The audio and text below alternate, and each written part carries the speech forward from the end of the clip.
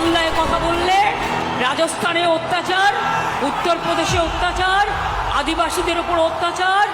জিজ্ঞেস করুন মতুয়া ভাই বোনদের, বাগদায় কত হিন্দু ভোট কেটেছে, বনগায় কত হিন্দু ভোট কেটেছে, কত তপশিলি ভোট কেটেছে।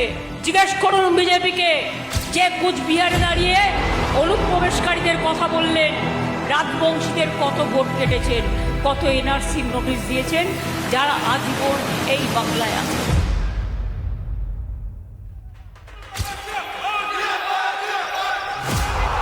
খেলা হবে এবারের লড়াই, আপনার ঠিকানার লড়াই, আপনার বাঁচার লড়াই, আপনার অধিকারের লড়াই।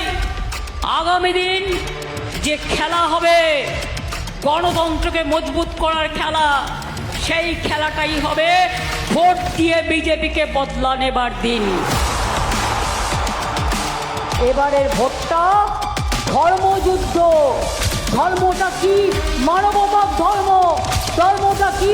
রামকৃষ্ণের ধর্ম, গান্ধীজি নেতাজির ধর্ম, সবাইকে নিয়ে চলা ধর্ম।